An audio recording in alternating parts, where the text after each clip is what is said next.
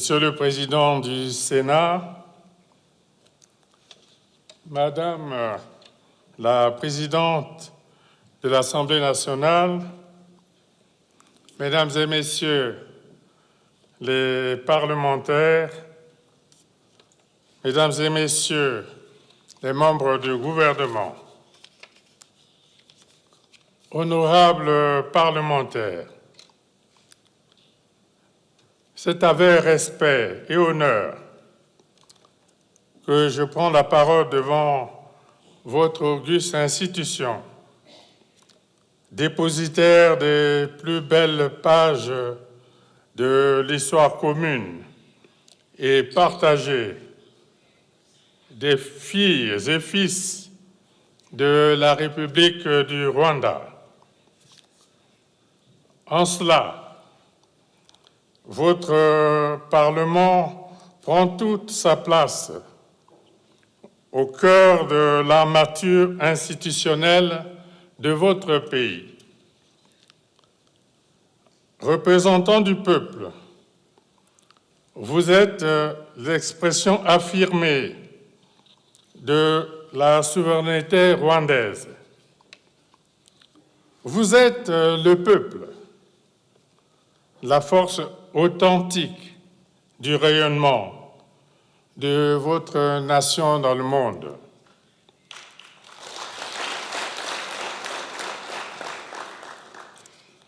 La proximité et l'estime de mes compatriotes pour le peuple rwandais constituent une véritable richesse inscrite au fronton de la fraternité, de l'amitié, de la confiance et de la solidarité. Permettez-moi de vous témoigner le sentiment de fierté du peuple congolais et de vous adresser mes remerciements les plus chaleureux pour l'honneur que vous me faites à travers la présente communication devant votre Parlement.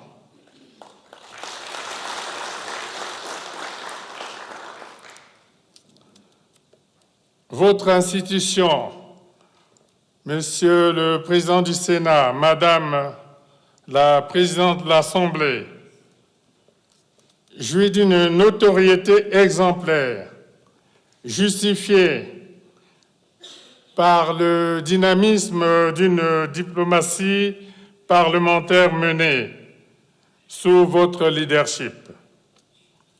Le Parlement rwandais est régulièrement cité et magnifié par la présence majoritaire des femmes qui représentent plus de 60%. Je reprends.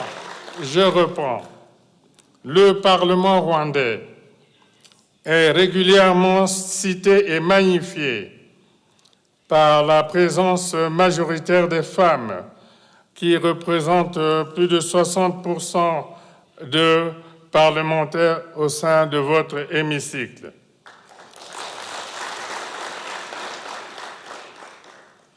D'aucuns parlent d'une leçon provenant d'Afrique et donnée au monde. Notre continent, qui s'est engagé en faveur de la promotion et l'intégration de la femme au développement, s'emploie à concrétiser cette problématique de genre. En tout état de cause, la parité homme-femme trouve assurément ici, au Parlement rwandais, l'onction de son auréole. Honorables parlementaires, je suis à ma deuxième visite d'État au Rwanda.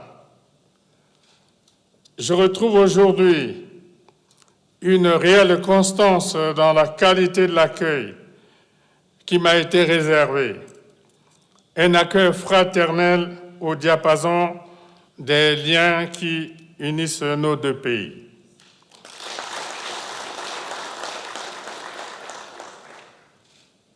Sur cette terre pétrie de souvenirs, je salue le Rwanda, un pays qui, après la tragédie du génocide, s'est courageusement relevé pour refaire son unité, retrouver la concorde et la cohésion, ramener la paix et la sécurité et se placer avec détermination sur la voie du développement.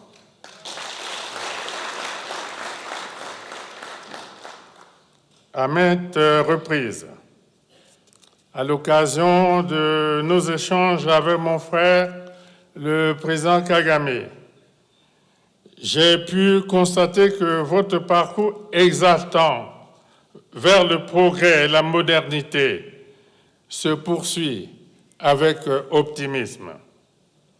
Mais, à l'instar de la plupart des États africains, l'effort à consentir reste encore colossal. Aucun État ne peut tout seul faire face au coût onéreux des projets destinés à doter nos pays d'équipements et des voies de communication modernes, telles les infrastructures routières, ferroviaires, portuaires, aéroportuaires et énergétiques. Les enjeux et les défis en présence appellent à une reconfiguration effective de notre manière de penser l'essor de nos économies. Il nous faut, par exemple, instituer une véritable synergie d'ensemble pour assurer à l'Afrique une part importante et de plus en plus croissante de la production industrielle mondiale. Il nous faut lever l'option salvatrice de parvenir, dans les délais raisonnables, à un niveau d'autonomie collective suffisante en vue du développement industriel du continent.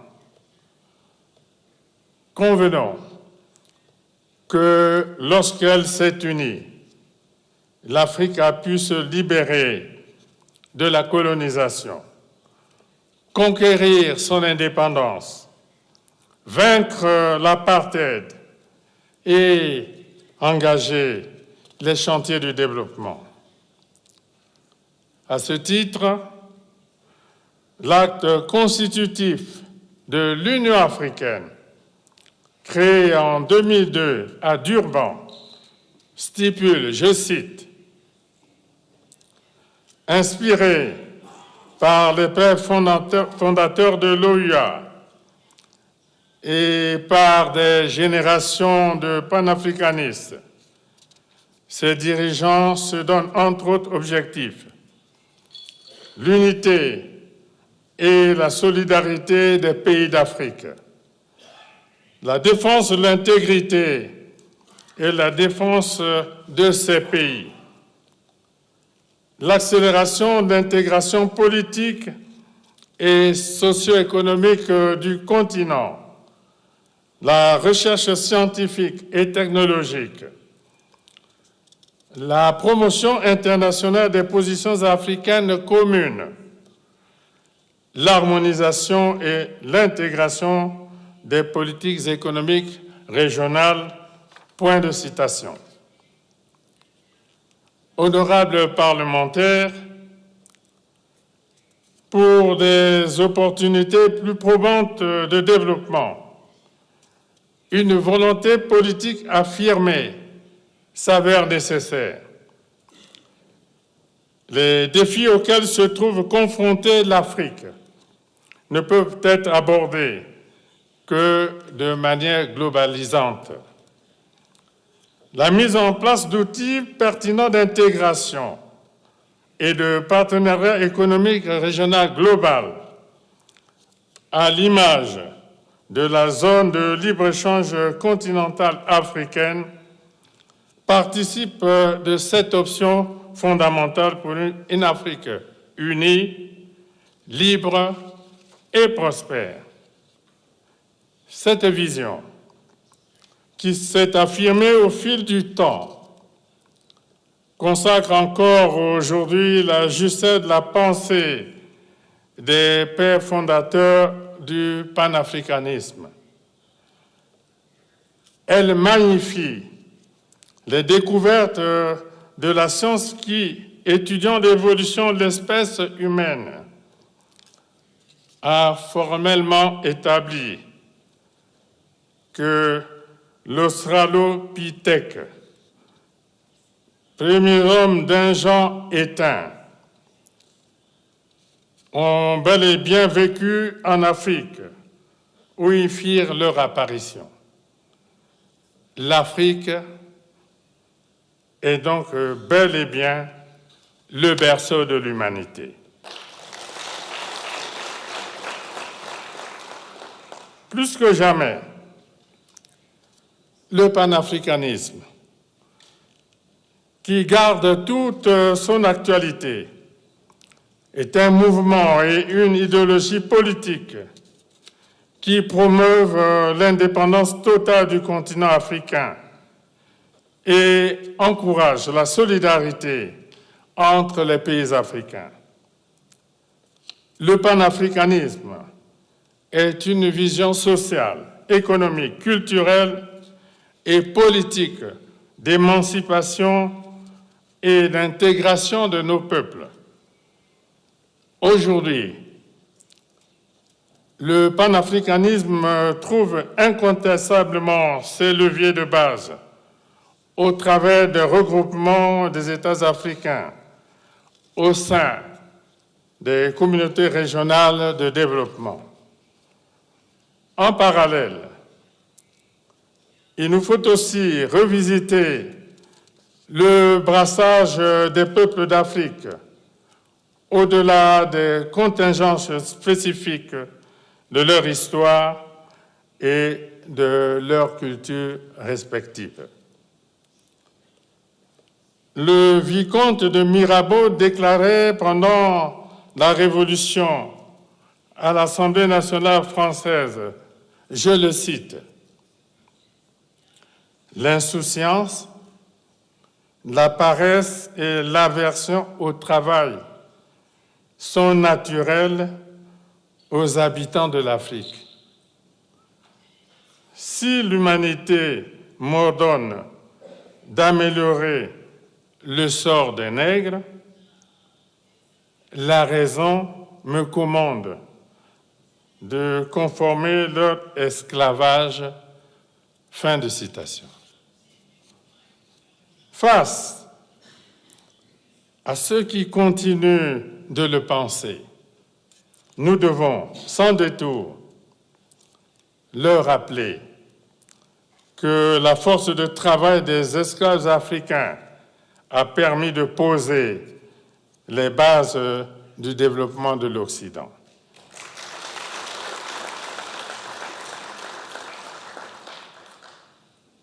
Nous ne devons nourrir aucun complexe, même lorsqu'il s'agit de la maîtrise des nouvelles technologies. Comme nous le savons tous, l'avenir du continent africain passe aussi par la transformation sur place de ses ressources naturelles. L'histoire ancienne, l'histoire contemporaine et l'actualité ambiante le témoignent à suffisance. En cela, nos richesses, véritables atouts de notre développement, ne doivent plus être exploitées à vil prix ou sans contrepartie conséquente. Dans cet ordre, l'Afrique qui abrite l'un des 3 poumons verts de l'humanité et ne contribue que très peu aux émissions de gaz à effet de serre, avec moins de 6% des émissions mondiales, consent d'importants sacrifices en renonçant à l'exploitation de certaines ressources afin de préserver la biodiversité et les écosystèmes forestiers. À ce titre, l'on doit reconnaître au continent africain sa dimension de véritable arbre d'air pur au service de l'humanité et appeler la communauté internationale au respect des engagements pris en termes d'équité et de compensation financière y attenante. Dans cette optique et pour densifier nos efforts en matière de préservation de l'environnement et de gestion des écosystèmes forestiers, j'ai initié l'organisation du sommet des 3 bassins forestiers tropicaux, Amazonie, Bornéo-Mékong, Congo, qui se tiendra du 26 au 28 octobre 2023 à Brazzaville.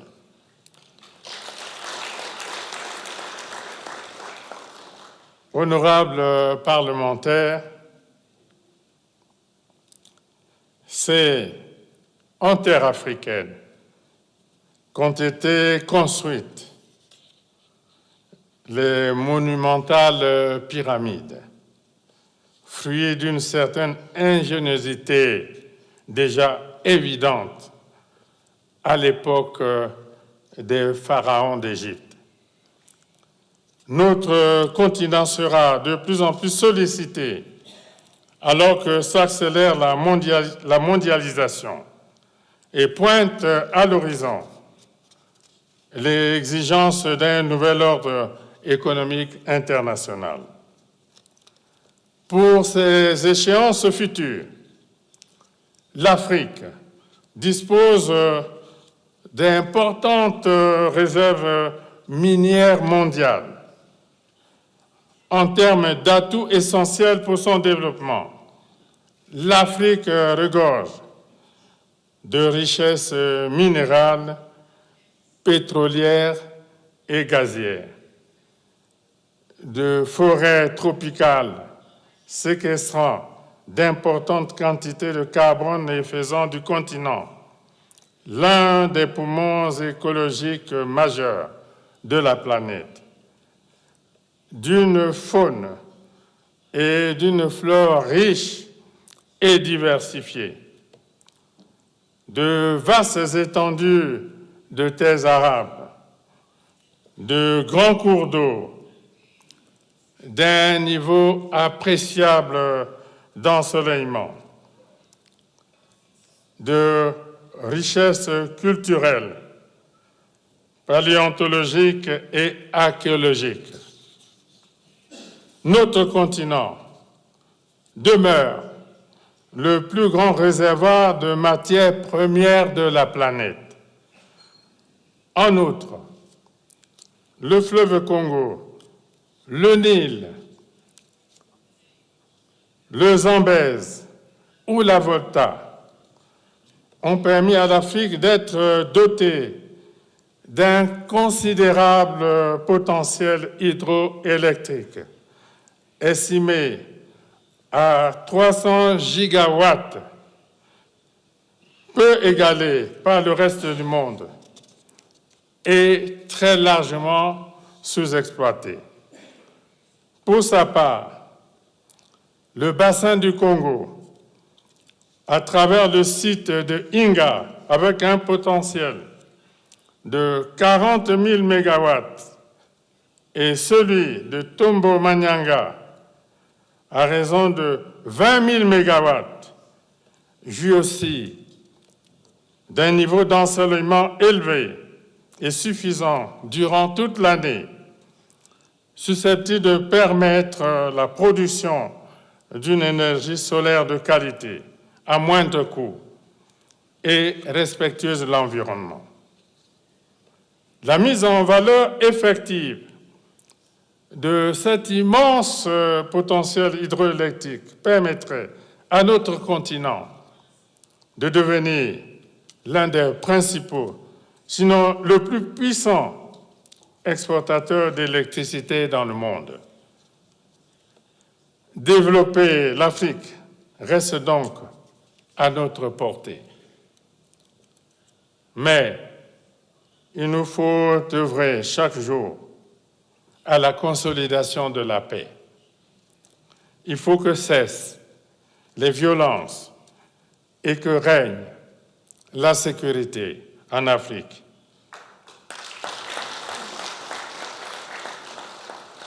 Il n'y a ni salut ni développement sans la paix. C'est pourquoi il nous faut toujours prôner le bon voisinage et la cohabitation pacifique pour une intégration effective et irréversible des peuples d'Afrique. Cette option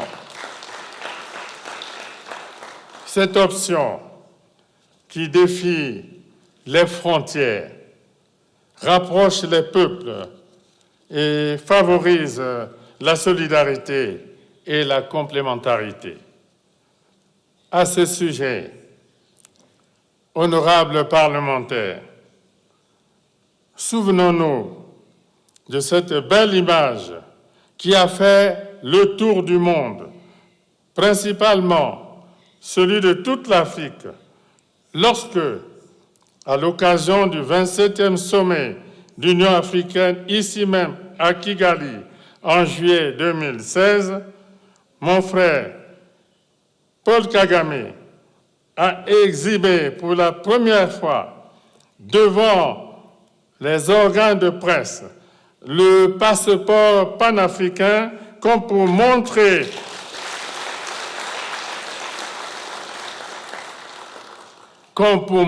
à tous la voie du salut, la voie à suivre. Ce moment rare de notre histoire commune a conforté davantage notre foi en une grande intégration continentale, tout en suscitant au sein de nos populations l'espoir en tant que citoyens africains de circuler, de travailler et de vivre sans restriction ou entrave de toute nature dans tous les pays africains, en fait, sur leur propre continent.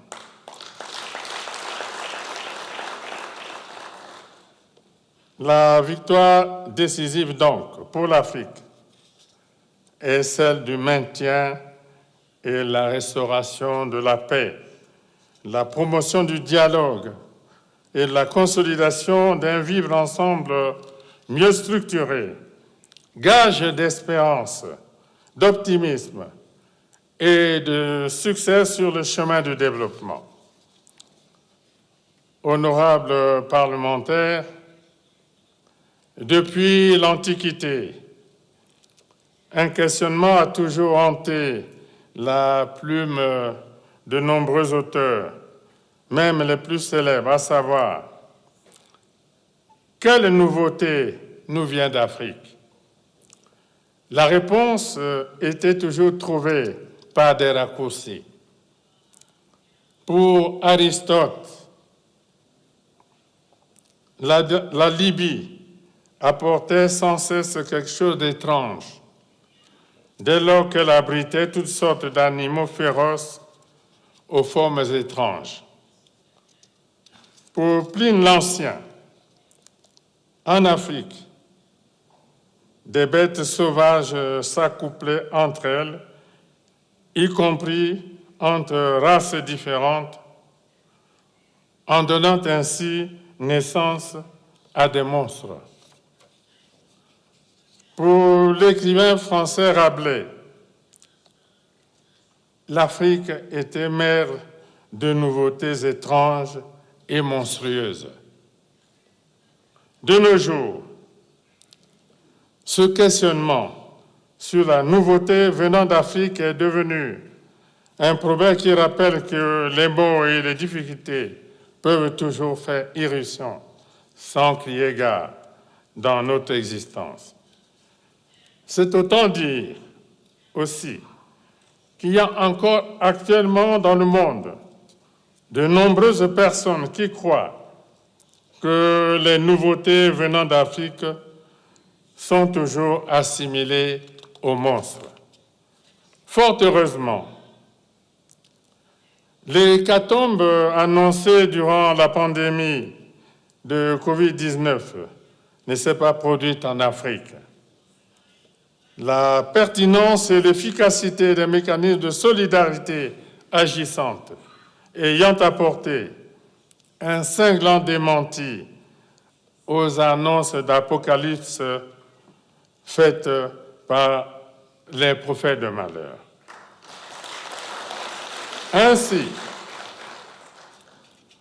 Ainsi, quand le continent aura totalement assumé son destin, la nouveauté venant d'Afrique, ce seront ces 2 milliards d'habitants, majoritairement jeunes et convenablement nourris et soignés. Ce seront ces ressources humaines hautement qualifiées et compétentes, ainsi que ces infrastructures modernes. Donc, ce qui viendra d'Afrique, ce sera la grande fierté individuelle et collective d'être un continent en paix, débarrassé de tragédies récurrentes et résolument tourné vers la modernité, vers le développement. Vive la coopération entre le Congo et le Rwanda. Vive l'Afrique dans la paix et la sécurité. Je vous remercie.